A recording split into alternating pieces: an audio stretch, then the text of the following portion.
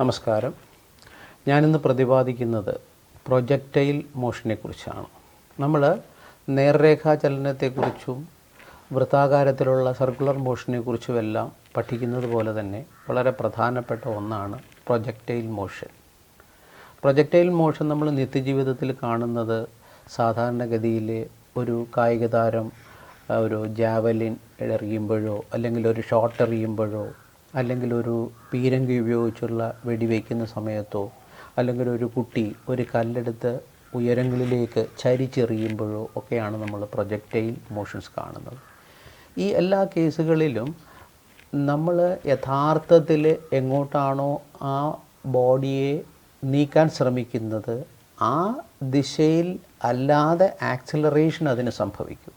അതായത് നമ്മൾ ഒരു കല്ലെടുത്ത് ചരിച്ച് എറിയുമ്പോൾ ആ കല്ല് നേരെ തന്നെ പോകണം എന്ന സങ്കല്പത്തിലാണ് നമ്മൾ എറിയുന്നതെങ്കിലും കുറച്ച് ദൂരം സഞ്ചരിച്ച ശേഷം ആ കല്ല് പതുക്കെ താഴോട്ട് വളഞ്ഞ് വീഴും. അഥവാ ഒരു കർവ്ഡ് പാത്തിൽ അത് സഞ്ചരിക്കുന്നതായിട്ട് കാണാം. അതുപോലെ ഒരു പീരങ്കിയിൽ നിന്ന് വയ്ക്കുന്ന വെടി അത് നേരെ മുകളിലേക്ക് പോയിട്ട് ഇങ്ങനെ വളഞ്ഞ് താഴോട്ട് വരുന്നത് കാണും. അല്ലെങ്കിൽ ജാവലിൻ എറിയുന്നൊരു കായിക താരം ആ ജാവലിൻ 45 ഡിഗ്രിയിൽ എറിയാനാണ് അദ്ദേഹം ശ്രമിക്കുന്നത്, മാക്സിമം ദൂരെ പോകുന്നതിന് വേണ്ടി. അതെന്തുകൊണ്ടാണെന്ന് ഞാൻ പിന്നീട് വിശദമാക്കാം. എങ്കിലും ആ ജാവലിൻ എറിയുമ്പോൾ യഥാർത്ഥത്തിൽ അയാൾ കൊടുക്കുന്ന ആ ഇനിഷ്യൽ വെലോസിറ്റി അത് മുകളിലേക്ക് പോയിട്ട് അതൊരു കർവ്ഡ് പാത്തിലൂടെ അത് പിന്നെ താഴെ വന്ന് കുത്തി വീഴുകയാണ് ചെയ്യുന്നത്. അപ്പോൾ യഥാർത്ഥത്തിൽ അദ്ദേഹം കൊടുത്ത ആ വെലോസിറ്റിയുടെ ദിശ ആ ദിശയിലുള്ള ആക്സിലറേഷൻ കുറച്ച് സമയം മാത്രമേ ഉള്ളൂ. പിന്നെ അതിൻ്റെ ആക്സിലറേഷന് വ്യത്യാസം വരും. അഥവാ അത് ആക്സിലറേഷൻ ഡ്യൂ ടു ഗ്രാവിറ്റിയുടെ സ്വാധീനത്തിൽ വളഞ്ഞു താഴോട്ട് വരും. ഇതാണ് നമ്മൾ സാധാരണഗതിയിൽ പ്രൊജക്റ്റൈൽ മോഷൻസ് പഠിക്കുമ്പോൾ നമ്മുടെ മനസ്സിലുണ്ടായിരിക്കേണ്ടത്. അതായത് നമ്മൾ കൊടുക്കുന്ന ഇനിഷ്യൽ വെലോസിറ്റിയിൽ നിന്നുണ്ടാകേണ്ട ആക്സിലറേഷൻ അതേ ദിശയിലാകാതെ അതിൻ്റെ സ്വാധീനത്തിലല്ലാതെ മറ്റൊരു ദിശയിലേക്ക് അതിൻ്റെ ആക്സിലറേഷൻ മാറുമ്പോൾ അതൊരു കർവ്ഡ് പാത്തിലാകും. അഥവാ ഒരു പാരബോളിക്കിൻ്റെ ഒരു ഭാഗമായിട്ട് അതിൻ്റെ മൂവ്മെൻറ്റ് മാറുമ്പോൾ നമ്മളതിനെ പ്രൊജക്റ്റൈൽ മോഷൻ എന്ന് പറയും. ഇനി നമ്മൾ പ്രൊജക്റ്റൈൽ മോഷൻ്റെ ഡെഫിനിഷനിലേക്ക് വരണം. When a body moves under an acceleration whose direction is different from the direction of initial velocity, then both the magnitude and direction of its velocity changes with time. Okay? When a body moves under an acceleration whose direction is different from the direction of the initial velocity. Initial velocity ദിശയിൽ നിന്ന് വ്യത്യസ്തമായ ദിശയിലേക്ക്, then both magnitude and direction of the velocity changes with the time. സമയം മുന്നോട്ട് പോകുന്നതനുസരിച്ച് ആ വെലോസിറ്റിയുടെ മാഗ്നിറ്റ്യൂഡും ദിശയും മാറി മാറി വരുന്ന തരം അത്തരത്തിലുള്ള ചലനം, അത്തരത്തിലുള്ള മോഷനാണ് പ്രൊജക്റ്റൈൽ മോഷൻ എന്ന് നമ്മൾ പറയുന്നത്. Hence the body moves on a curved path in a plane. ഒരു പ്ലെയിനിൽ തന്നെ അത് ഒരു കർവ്ഡ് പാത്ത് എടുത്തിട്ടാണ് മുന്നോട്ട് നീങ്ങുന്നതായിട്ട് നമുക്ക് കാണാൻ സാധിക്കുന്നത്. ഓക്കെ, ഇങ്ങനെ ചലിക്കുന്നതിനെയാണ് നമ്മൾ പ്രൊജക്റ്റൈൽ മോഷൻ എന്ന് പറയുന്നത്. അപ്പോൾ അതിൻ്റെ എക്സാമ്പിളാണ് ഞാൻ പറഞ്ഞത്. ഇപ്പോൾ ഒരു ബുള്ളറ്റ് ഫയർ ചെയ്യുന്നത്, അല്ലെന്നുണ്ടെങ്കിൽ നമ്മൾ ഓടിക്കൊണ്ടിരിക്കുന്ന ട്രെയിനിൽ നിന്ന് ഒരു കല്ല് കഷ്ണം പെട്ടെന്ന് എറിയുന്നത്. ആ കല്ല് കഷ്ണം ഇങ്ങനെ ഒരു കർവ്ഡ് വളഞ്ഞ് ആയിരിക്കും ചെന്ന് താഴെ വീഴുക. അല്ലെങ്കിൽ ഒരു ഹെലികോപ്റ്ററിൽ സഞ്ചരിക്കുമ്പോൾ അതിൻ്റെ ഭക്ഷണപ്പൊതി ഹെലികോപ്റ്ററിന് താഴോട്ടിടുന്നത്. അപ്പോൾ ആ ഭക്ഷണപ്പൊതി ഹെലികോപ്റ്റർ പോയി കഴിഞ്ഞ് അതിൻ്റെ പിൻഭാഗത്തെ വന്ന് വീഴുകയുള്ളൂ. അപ്പോൾ ഇതിൻ്റെ എല്ലാം കാരണങ്ങൾ എല്ലാം പ്രൊജക്റ്റൈൽ മോഷൻ റിലേറ്റഡ് ആയിട്ട് നമ്മൾ പഠിക്കേണ്ട കാരണങ്ങളാണ്. അതുപോലെ ഒരു വലിയ ബിൽഡിങ്ങിൽ ഒരു 4-മത്തെയോ 5-മത്തെയോ നിലയിൽ നിന്ന് ഒരു കല്ല് നേരെ ഹൊറിസോണ്ടലായിട്ട് എറിഞ്ഞു കഴിഞ്ഞാൽ ആ കല്ല് ഒരിക്കലും ഹൊറിസോണ്ടലായിട്ട് സഞ്ചരിക്കില്ല. കുറച്ചങ്ങ് പോയ ശേഷം നേരെ താഴോട്ട് പോകും, ഒരു പാരബോളിക്കായിട്ട് ഷേപ്പിൽ അല്ലെങ്കിൽ കർവ്ഡ് പാത്തിൽ. ഇതെല്ലാം പ്രൊജക്റ്റൈൽ മോഷൻസിൻ്റെ റിലേറ്റഡ് ആയിട്ടുള്ള കാര്യങ്ങളാണ്. ഓക്കെ, ഇനി നമ്മൾ സാധാരണ ജാതി ചോദ്യങ്ങൾ വരുമ്പോൾ അതുമായിട്ട് ചേർന്ന് ഉത്തരം പറയുമ്പോൾ നമ്മൾ ശ്രദ്ധിക്കേണ്ട 1-2 പോയിൻ്റുകളാണ്. ഇപ്പോൾ ഞാൻ 4-ാം നിലയിൽ അല്ലെങ്കിൽ 5-ാം നിലയിൽ നിൽക്കുന്ന ഒരു വ്യക്തിയുടെ കയ്യിൽ 2 ഇഷ്ടിക കഷ്ണങ്ങളിരിക്കുന്നത് കരുതുക.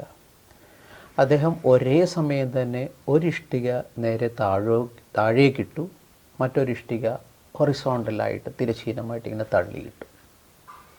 ഒരു ഇഷ്ടിക അയാൾ നേരെ താഴോട്ടിട്ടു, അതേസമയം സൈമൾട്ടേനിയസ് ആയിട്ട് തന്നെ മറ്റൊരു ഇഷ്ടിക ഹൊറിസോണ്ടലായിട്ടും തള്ളിവിട്ടു. അപ്പോൾ ഇതിലേത് ഇഷ്ടിക ഏറ്റവും ആദ്യം താഴെ എത്തും എന്ന് സ്വാഭാവികമായിട്ട് നമ്മളോട് ആരെങ്കിലും ചോദിച്ചാൽ നമ്മുടെ മനസ്സിൽ വരുന്നത് തീർച്ചയായിട്ടും ആ നേരെ ഇട്ട ഇഷ്ടിക പെട്ടെന്ന് താഴെ എത്തുമെന്നും ഹൊറിസോണ്ടലായിട്ട് തള്ളിയിട്ട ഇഷ്ടിക കുറച്ച് സമയം കഴിഞ്ഞ് താഴെ എത്തുകയുള്ളൂ, അല്ലെങ്കിൽ അല്പം കൂടെ കഴിഞ്ഞ് താഴെ എത്തൂ എന്നാണ് നമ്മുടെ മനസ്സിൽ സാധാരണഗതിയിൽ വരുന്ന ചിന്താഗതി. പക്ഷേ ഇത് തെറ്റാണ്. ഈ 2 ഇഷ്ടികയും ആ 2 ബോഡീസും ഒരേ സമയം താഴെ ടച്ച് ചെയ്യും എന്നുള്ളതാണ് അതിൻ്റെ ശരിയായ ഉത്തരം. അതായത് എയർ ഫ്രിക്ഷൻ നെഗ്ലിജിബിളായിട്ട് കൺസിഡർ ചെയ്തിട്ടാണ് നമ്മൾ പറയുന്നതെന്ന് മാത്രം. അതെന്തുകൊണ്ടാണ് സംഭവിക്കുന്നത് എന്നാൽ, ഒന്നാമത്തെ കേസിൽ ഡയറക്റ്റ് ഡ്രോപ്പാണ്. അപ്പോൾ അവിടെ acceleration due to gravity of the earth G മാത്രമേ സ്വാധീനിക്കുന്നുള്ളൂ. രണ്ടാമത്തെ കേസ് ഒരു പ്രൊജക്റ്റൈലാണ്, അതായത് ഹൊറിസോണ്ടലായിട്ട് തള്ളിവിടുകയാണ്. ഹൊറിസോണ്ടലായിട്ട് തള്ളിവിടുമ്പോൾ അതൊരു പ്രൊജക്റ്റൈൽ മോഷനായിട്ടാണ് മാറുന്നത്. പക്ഷേ പ്രൊജക്റ്റൈൽ മോഷൻ്റെ ഫോർമുല അനുസരിച്ച് T is equal to 2u into sine theta by G എന്നാണ്. അപ്പോൾ ഈ 2 ഇഷ്ടികകളും ഒന്നിച്ച് നമ്മൾ എറിയുമ്പോൾ ഒന്ന് ഹൊറിസോണ്ടൽ ഡയറക്ഷനിലേക്ക് ഒന്ന് നേരെ താഴോട്ടുമാണ് ഡ്രോപ്പ് ചെയ്തതെങ്കിൽ ഈ 2 ഇഷ്ടികകളും ഒരേ സമയം താഴെ എത്താനുള്ള കാരണം എന്ത്? ഒന്നാമത്തെ ഇഷ്ടിക ഡയറക്റ്റ് ഡ്രോപ്പാണ്. അപ്പോൾ അതിൽ ജി എന്ന് പറയുന്ന acceleration due to gravity of the earth എന്ന് പറയുന്ന ഘടകം മാത്രമേ അതിനെ സ്വാധീനിക്കുന്നുള്ളൂ. രണ്ടാമത്തെ കേസ് ഹൊറിസോണ്ടലായിട്ടുള്ള എറിയൽ, അത് അതേ സമയം തന്നെ നടന്നതാണ് കേട്ടോ. ആ എറിയൽ അതൊരു പ്രൊജക്റ്റൈൽ മോഷനായിട്ട് മാറുകയാണ്. പ്രൊജക്റ്റൈൽ മോഷനായിട്ട് മാറുമ്പോൾ അതിൻ്റെ ടൈം ഓഫ് ഫ്ലൈറ്റ്, അതായത് T, capital T, time of flight is equal to 2u into sine theta by G എന്ന ഫോർമുലയിൽ നിന്നാണ് നമ്മൾ കണ്ടുപിടിക്കുന്നത്. അപ്പോൾ ഈ ഹൊറിസോണ്ടലായിട്ടാണ് നമ്മൾ ആ രണ്ടാമത്തെ ഇഷ്ടിക എറിയുന്നത് എന്നത് വരുമ്പോൾ തന്നെ അവിടെ തീറ്റ ഈസ് ഈക്വൽ ടു 0 ആയിട്ട് മാറി. ഹൊറിസോണ്ടൽ പ്ലെയിനിന് അവിടെ ആംഗിൾ ഓഫ് പ്രൊജക്ഷൻ 0 ആയിട്ട് മാറുകയാണ്. അപ്പോൾ സൈൻ തീറ്റ എന്ന് പറയുന്ന ഘടകം സൈൻ 0 ആയിട്ട് മാറും. സൈൻ 0 ആയിട്ട് മാറിക്കഴിയുമ്പോൾ പിന്നെ അവിടെ അതിനെ സ്വാധീനിക്കാൻ സൈൻ 0 ഈസ് ഈക്വൽ ടു 0. അപ്പോൾ അതിനെ സ്വാധീനിക്കുന്നത് വേറെ ഒന്നുമില്ല, അത് എന്താണ്? ജി എന്ന് പറയുന്ന ഘടകത്തിനെ ആസ്പദമാക്കി താഴോട്ട് ഇങ്ങോട്ട് ഡയറക്റ്റ് പോരുകയും ചെയ്യും. അപ്പോൾ അവിടെ ഇനിഷ്യൽ വെലോസിറ്റി ടി 2u എന്നുള്ള യു ഇനിഷ്യൽ വെലോസിറ്റിയാണ്. 2u 2 ഇൻറ്റു യു 0 ആയിട്ട് മാറും. അപ്പോൾ ഇനിഷ്യൽ വെലോസിറ്റി അവിടെ 0 ആയിട്ട് മാറും. So sine 0 is equal to 0 ആയിട്ട് മാറും. അപ്പോൾ ഇനിഷ്യൽ വെലോസിറ്റിയുടെ ഘടകം ആ പ്രൊജക്റ്റൈൽ മോഷനെ ഇൻഫ്ലുവൻസ് ചെയ്യാത്തത് കൊണ്ട് ഡയറക്റ്റ് ഡ്രോപ്പ് വരുന്ന, അതായത് നമ്മൾ നേരെ താഴോട്ടിട്ട് ഇഷ്ടിക എത്ര സമയം കൊണ്ടാണോ താഴെ എത്തുന്നത് അതേ സമയം കൊണ്ട് തന്നെ ഈ ഇഷ്ടികയും താഴെ എത്തും. ഇത് നമുക്കെപ്പോഴും കൺഫ്യൂഷൻ വരുന്നൊരു കാര്യം, അല്ലെങ്കിൽ നമ്മൾ മനസ്സിൽ ആലോചിക്കുമ്പോഴും നമുക്കെപ്പോഴും തോന്നും ഈ അങ്ങോട്ട് ഹൊറിസോണ്ടലായിട്ട് തള്ളിയിട്ട് ഇഷ്ടിക കുറച്ച് കഴിഞ്ഞല്ലേ എത്തൂ എന്ന് സാധാരണ നമുക്ക് നമ്മുടെ മനസ്സിൽ തോന്നുന്നതാണ്. അപ്പോൾ നമ്മൾ ഈ പ്രൊജക്റ്റൈലിൻ്റെ ഫ്ലൈറ്റ് ടൈം, അതായത് T is equal to 2 into U into sine theta by G എന്ന ഫോർമുല അപ്ലൈ ചെയ്തിട്ടുള്ളൊരു ആപ്ലിക്കേഷനാണ് നമ്മളിപ്പോൾ പറഞ്ഞത്. ഇതുപോലെ ഇതിൻ്റെ റേഞ്ച് എന്ന് പറയുന്നൊരു ഘടകമുണ്ട്. പ്രൊജക്റ്റൈലിൻ്റെ റേഞ്ച് എന്ന് പറഞ്ഞാൽ അതിൻ്റെ കർവ്ഡ് പാത്തിൻ്റെ ലെങ്ത്, ഇതാണ് റേഞ്ച്. അപ്പോൾ ഏതൊരു പ്രൊജക്റ്റൈലും പ്രൊജക്റ്റ് ചെയ്യുമ്പോൾ അത് മാക്സിമം ദൂരം പോവുക എന്ന് പറഞ്ഞാൽ അതിൻ്റെ റേഞ്ച് മാക്സിമം കിട്ടുക എന്നുള്ളതാണ്. ഞാനൊരു ലോങ് ജമ്പ് താരം ചാടുന്ന കാര്യം പറയുമ്പോൾ, ലോങ് ജമ്പ് താരം ചാടുമ്പോൾ അയാൾക്ക് മാക്സിമം ദൂരത്ത് പോയി വീഴാൻ ആഗ്രഹമുണ്ട് എങ്കിൽ തീർച്ചയായിട്ടും അയാൾ 45 ഡിഗ്രി എന്ന് പറയുന്ന ആ ഒരു ഡിഗ്രി അസ്യൂം ചെയ്തിട്ട് അയാൾ ടേക്ക് ഓഫ് ചെയ്താൽ അദ്ദേഹത്തിന് മാക്സിമം ദൂരം എത്താൻ സാധിക്കും.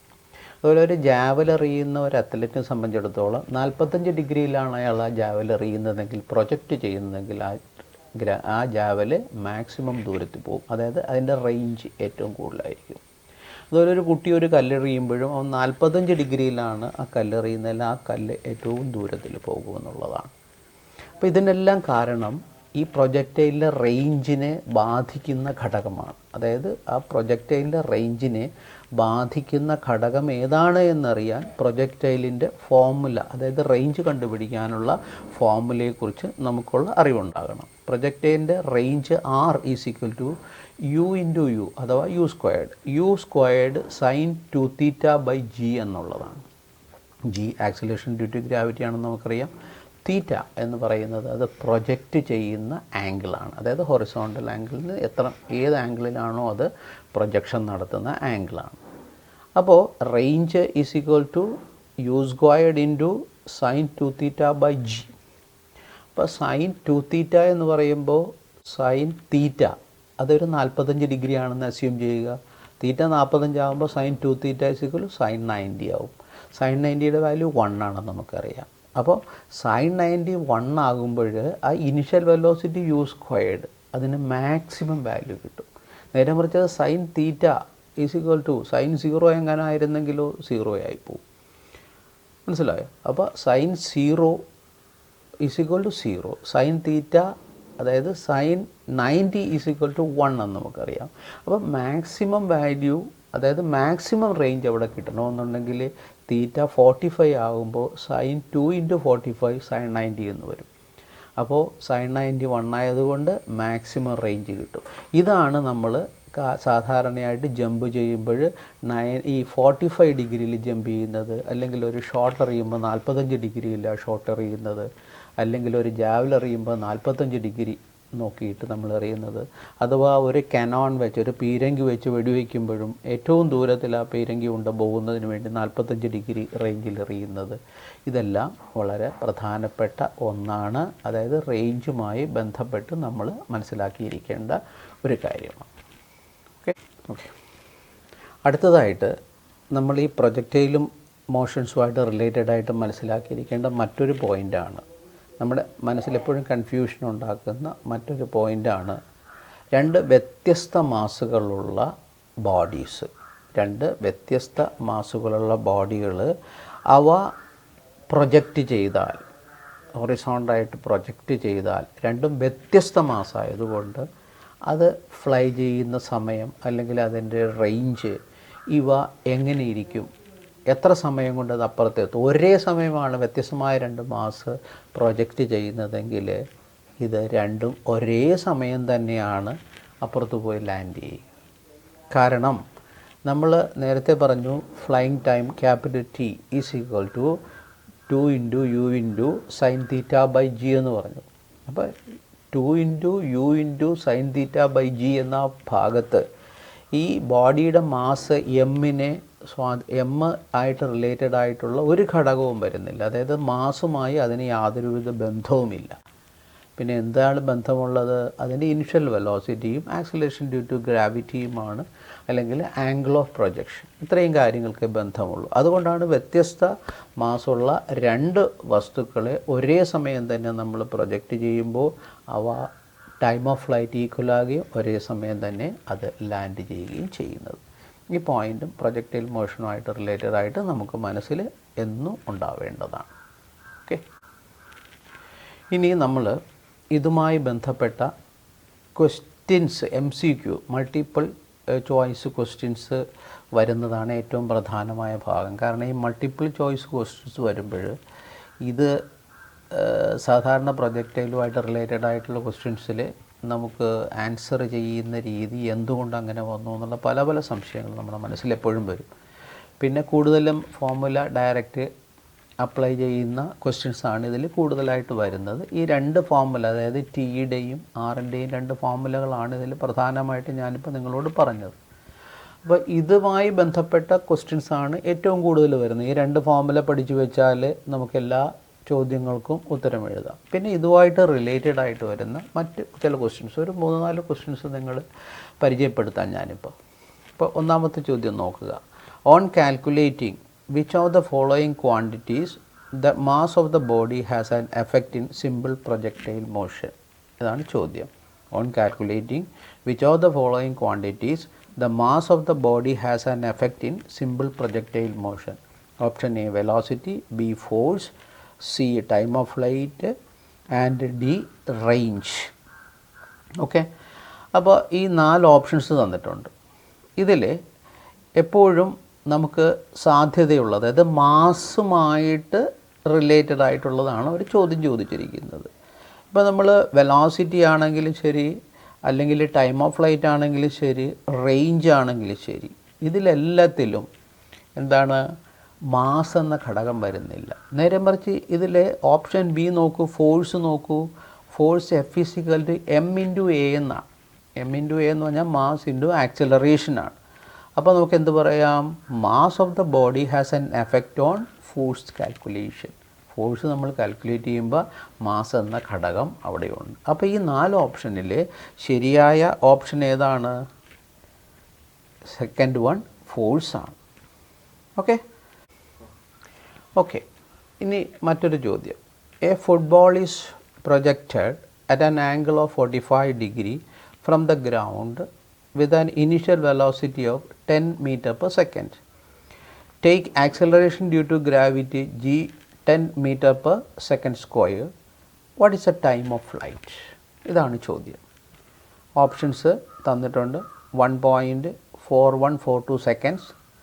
Second option 1.5361 seconds. Third option 1.8987. Fourth option 1.5651 seconds. Okay, അപ്പോൾ ഇത് നമ്മൾ ചെയ്യുന്നത് ഡയറക്റ്റ് നമ്മൾ ടി അഥവാ ടൈം ഓഫ് ഫ്ലൈറ്റിൻ്റെ ഫോർമുല യൂസ് ചെയ്തിട്ടാണ്. നമുക്ക് what is the time of flight എന്നാണ് ചോദിച്ചിരിക്കുന്നത്. പ്രൊജക്റ്റൈലിൻ്റെ കേസിൽ ടൈം ഓഫ് ഫ്ലൈറ്റ് ടി എന്ന് പറഞ്ഞാൽ എത്രയാണ്? 2 into V sine theta 2 theta by G എന്നാണ്. അതായത് 2 into V sine 2 theta by G എന്നുള്ളതാണ് അതിൻ്റെ ഫോർമുല. അപ്പോൾ ഇവിടെ വി എന്ന് പറയുന്നത് 10 ആണ്, തീറ്റ 45 ഡിഗ്രി ആണ്, ജി 10 ആണ്. ഓക്കെ, അപ്പോൾ ഇതിങ്ങനെ ഈ ഡയറക്റ്റ് ആ ഫോർമുലയിലേക്ക് നമ്മൾ അപ്ലൈ ചെയ്ത് കൊടുക്കുകയാണെങ്കിൽ നമുക്ക് 1.4142 എസ് എന്ന് ഇതിൻ്റെ ആൻസർ കിട്ടും. അതുപോലെ വേറൊരു ചോദ്യം നോക്കിക്കേ. At what angle of projectile, അതായത് ആ തീറ്റ എന്ന് പറയുന്ന angle is a horizontal range minimum horizontal range കിട്ടണമെന്നുണ്ടെങ്കിൽ, മാക്സിമം അല്ല, ഓർക്കുക. ഇപ്പോൾ ഒരു ലോങ് ജമ്പുകാരൻ ചാടുന്ന കാര്യവും ഞാൻ പറഞ്ഞു, ഷോട്ട് എറിയുന്നത് പറഞ്ഞു, ജാവലിൻ എറിയുന്നതൊക്കെ പറഞ്ഞു, അതൊക്കെ മാക്സിമം റേഞ്ച് കിട്ടേണ്ടതാണ്. മിനിമം റേഞ്ച് കിട്ടാൻ എന്ത് ചെയ്യണം? എപ്പോഴും തീറ്റ 45 ആണ് ഓപ്ഷൻ 1-ൽ, ഓപ്ഷൻ 2-ൽ തീറ്റ 60 ഡിഗ്രി ആണ്, ഓപ്ഷൻ സിയിൽ തീറ്റ 90 ഡിഗ്രി ആണ്, ഓപ്ഷൻ ഡിയിൽ തീറ്റ 75 ഡിഗ്രി ആണ്. അപ്പോൾ ഇവിടെ the formula for horizontal range R എന്ന് പറയുന്നത് എന്താണ്? V into V square into sine 2 theta by G എന്നുള്ളതാണ് അതിൻ്റെ ഫോർമുല. അപ്പോൾ ഇതിൽ തീറ്റ 90 ഡിഗ്രി ഇട്ട് നമുക്കൊന്ന് നോക്കാം. 45 ഉണ്ട്, അത് മാക്സിമം ആണെന്ന് നമുക്കറിയാം. 60 ഉണ്ട്, 90 ഉണ്ട്, 75 ഉണ്ട്. ഇതിൽ തീറ്റ 90 ഡിഗ്രി ഇട്ട് നോക്കുക. അപ്പോൾ എന്ത് സംഭവിക്കും? Sine 2 theta is equal to sine 180 degree. Sine 180 degree എന്ന് പറഞ്ഞാൽ എത്ര വരും? ദാറ്റ് ഈസ് ഈക്വൽ ടു എന്താണ്? 0. അപ്പോൾ റേഞ്ച് കവർ ചെയ്തത് മിനിമം എന്ത് സംഭവിക്കും? Sine 180 degree is equal to 0 ആയതുകൊണ്ട് ഏറ്റവും കുറഞ്ഞ ദൂരം സഞ്ചരിക്കുന്നത് എപ്പോഴാണ്? ആ സൈൻ 90 വരുമ്പോഴാണ്. Okay, since range can not be negative, so 0 is the minimum value it can attain എന്ന് നമുക്ക് പറയാം. അപ്പോൾ theta is equal to 90 degree ആകുമ്പോഴാണ് അത് ഏറ്റവും കുറഞ്ഞ ദൂരം സഞ്ചരിക്കുന്നത്. അടുത്ത ചോദ്യമാണ്. A stone is just released from the window of a train moving along a horizontal straight track. The stone will hit the ground following. അതായത് ഓടിക്കൊണ്ടിരിക്കുന്ന ഒരു ട്രെയിനിൽ നിന്ന് വിൻഡോയിൽ നിന്ന് നമ്മൾ ഹൊറിസോണ്ടലായിട്ട് ഒരു കല്ലെടുത്ത് എറിയുകയാണ്. അപ്പോൾ ആ കല്ല് എങ്ങനെയായിരിക്കും ഗ്രൗണ്ടിലെത്തുക എന്നുള്ളതാണ്. ഓപ്ഷൻ 1 ഹൈപ്പർബോളിക് പാത്തായിരിക്കും, ഓപ്ഷൻ 2 സ്ട്രെയിറ്റ് പാത്താണ്, ഓപ്ഷൻ 3 സർക്കുലർ പാത്താണ്, ഓപ്ഷൻ 4 പാരബോളിക് പാത്താണ്. പ്രൊജക്റ്റൈൽ മോഷനെ കുറിച്ച് ഞാൻ പഠിപ്പിച്ചപ്പോൾ പറഞ്ഞു അതൊരു പാരബോളിക് കർവ്ഡ് പാത്തിലായിരിക്കും, പാരബോളിക് ഷേപ്പിൻ്റെ ഭാഗമായി വരുന്ന കർവ്ഡ് പാത്തിലായിരിക്കും ഇത് സഞ്ചരിക്കുക എന്ന് ഞാൻ നേരത്തെ പറഞ്ഞു. അപ്പോൾ ഇതിൻ്റെ ആൻസറായിട്ട് വരുന്നത് പാരബോളിക് പാത്താണ് കറക്റ്റായിട്ട് ആൻസറായിട്ട് വരുന്നത്. ഓക്കെ, ഇനി മറ്റൊരു ചോദ്യം നോക്കൂ. A bullet is dropped from the same height when another bullet is fired horizontally. A bullet is dropped from the same height when another bullet is fired horizontally. Then they will hit the ground. ഒന്ന് simultaneously, രണ്ട് depends on the observer, മൂന്ന് one after another, fourth option none of the above. Okay, എന്താ കാര്യം? ഇതിൽ ഉത്തരം ഏത് വരും? നമ്മൾ ആൾറെഡി നേരത്തെ ഡിസ്കസ് ചെയ്തതാണ്. ഒന്ന് നേരത്തെ ഡ്രോപ്പ് ചെയ്യുന്നതും അതുപോലെ ഹൊറിസോണ്ടലായിട്ട് നേരെ ഹൊറിസോണ്ടലായിട്ട് വിടുന്നതും ഇത് രണ്ടും എങ്ങനെയാണ് വരുന്നത്? ഇത് രണ്ടും ഒന്നുപോലെ ആണെങ്കിലും അത് ഓപ്ഷൻ 1 ആണ് കറക്റ്റ് ആൻസറായിട്ട് വരുന്നത്. അടുത്തതായിട്ട് നമ്മൾ ഡിസ്കസ് ചെയ്യുന്ന ഒരു ചോദ്യം കൂടെ നോക്കുക. A bomb is dropped from an aeroplane moving horizontally at A constant speed. When air resistance is taken into consideration, the bomb, ഒന്നാമത്തെ option, flies with the aeroplane. Second option, falls to earth behind the aeroplane. Third option, falls to the earth ahead of the plane. And fourth option, falls to earth exactly below the aeroplane. Okay, ആ ചോദ്യം ഒന്നുകൂടെ നോക്കുക. ഒരു bomb എയറോപ്ലെയിനിൽ നിന്ന് drop ചെയ്യുകയാണ്. ആ aeroplane move ചെയ്തുകൊണ്ടിരിക്കുന്നു, അതൊരു സ്ഥിരമായ സ്പീഡിലാണ് മൂവ് ചെയ്തുകൊണ്ടിരിക്കുന്നത്. അപ്പോൾ അവിടെ നിന്ന് ഒരു ബോംബ് താഴോട്ടിട്ടാൽ അതിൻ്റെ പൊസിഷൻ എവിടെയായിരിക്കും എന്നുള്ളതാണ് ചോദ്യം.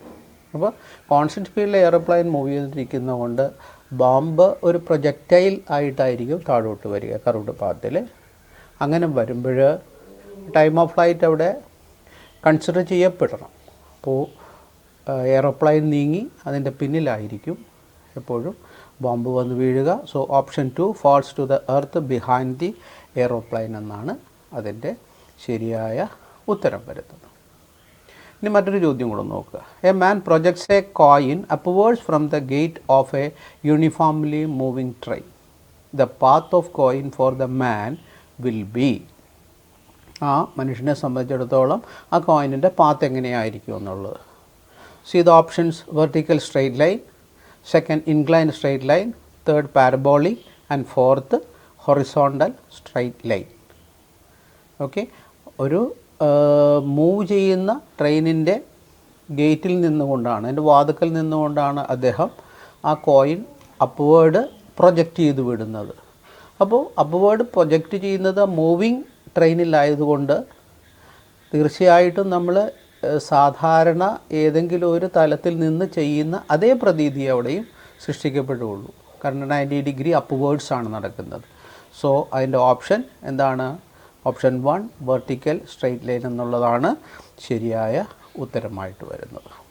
അപ്പോൾ ഇത്തരത്തിലുള്ള ചോദ്യോത്തരങ്ങൾ നമ്മൾ മാക്സിമം വർക്കൗട്ട് ചെയ്യുമ്പോഴാണ് നമുക്ക് പ്രൊജക്റ്റൈൽ നന്നായിട്ട് ചെയ്യാൻ പറ്റുന്നത്. ഏറ്റവും കൂടുതൽ ക്വസ്റ്റ്യൻസ് വരുന്ന ഭാഗവും ഈ പ്രൊജക്റ്റൈൽ ആയതുകൊണ്ട് പ്രൊജക്റ്റൈലിൻ്റെ മാക്സിമം ക്വസ്റ്റ്യൻസ് നിങ്ങൾ വർക്കൗട്ട് ചെയ്യുക.